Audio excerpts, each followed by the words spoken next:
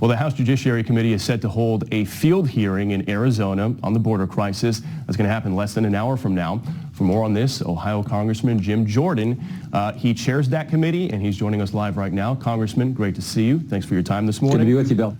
You bet. Look, the border has really been out of the headlines for the most part for the last several weeks because of all this drama going on with the college campuses, the war in the Middle East. But still, we're averaging between 5,000 to 6,000 crossings every single day.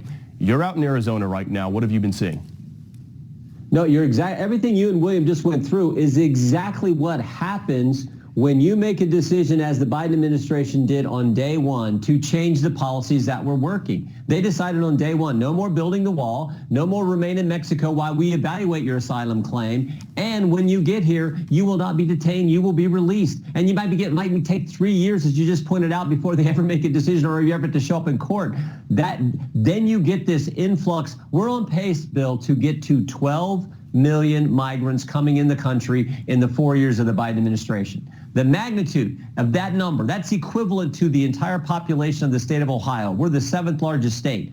That is how bad this is. And now suddenly Joe Biden, because he's close to the election, and this is front and center on American people's minds, he's thinking about, well, maybe we need to change the asylum ruling and how we handle asylum, proving, as Senator Johnson said, that he could have done this all along. So we'll see what happens. But we're out here today to hear from ranchers, to hear from Border Patrol agents, and to frankly hear from a mom who lost two children because of this fentanyl issue, just to underscore how bad it's gotten under Joe Biden. Yeah, and Congressman, real quick, Republican voters gave you guys a majority in the House during the midterms back in 2022, hoping something would be done on the border.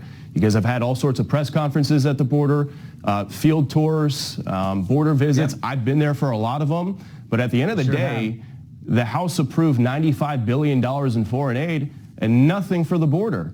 Why should Republican voters trust you guys to get something done on the border at this point? Well, two things. One, we did pass good legislation last year that's been sitting in the United States Senate, and they won't take it up. That legislation would have solved the problem because it would have went back to the policies that were working under President Trump on asylum and everything else. Second, I didn't vote for that package. I thought that was the wrong way to go. I thought we should have tried to leverage that foreign aid to get something on the border. What I advocated is simple: use the power of the purse. No money can be used to process or release into the country any new migrants. That's what we should have done. Unfortunately, we didn't get the votes for that. But we need President Trump in the White House. We need Republicans in control of the Congress so we can enact House Bill 2 that we passed last year that would solve the problem. And Congressman, you have certainly been highlighting the issues down there at the border. I saw you in Yuma down there last year, so we thank you for that. We'll keep an eye on your field hearing, and we'll check in with you guys accordingly. Thanks for your time.